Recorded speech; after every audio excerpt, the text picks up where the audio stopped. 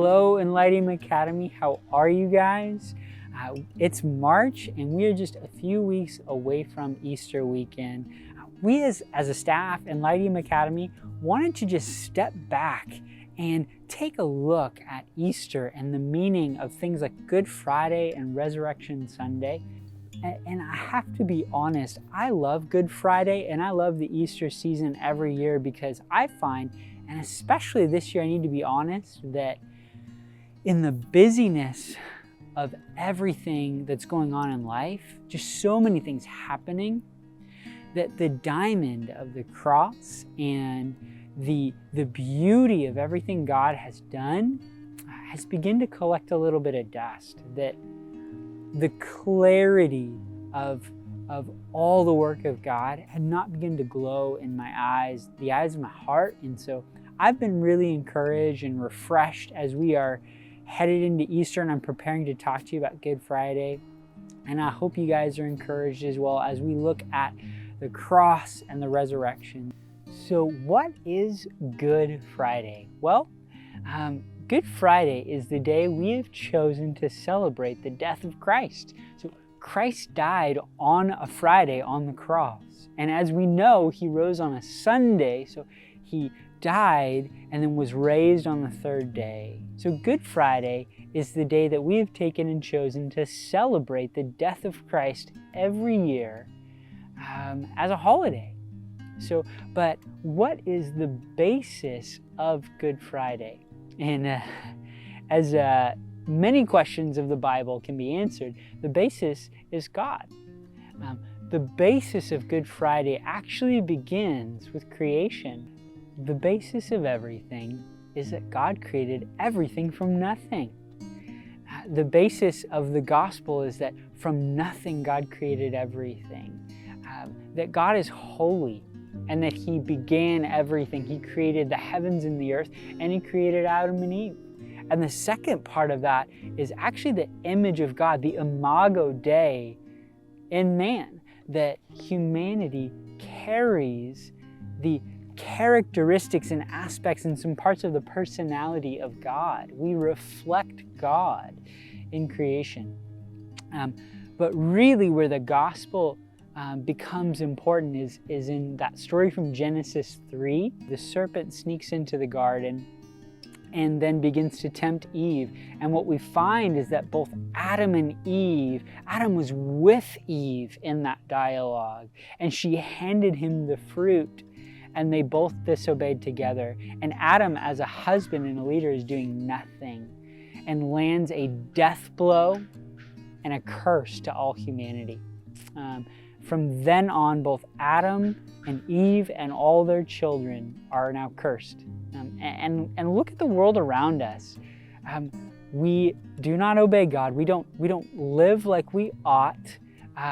We don't live like we should. We are in constant disobedience to God, and we're not happy. It is so obvious that we live in a world that rebels and disobeys and goes against the way God designed us.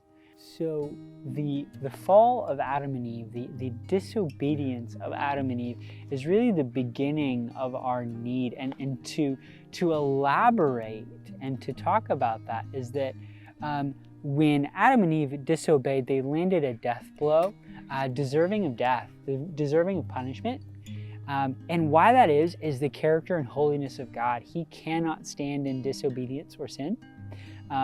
You know what's funny? In the conversation about forgiveness, I'll be honest, a lot of people laud and praise and love the idea of forgiveness as a virtue, but when you tell them that they need forgiveness because they did something wrong, they scrunch up their nose.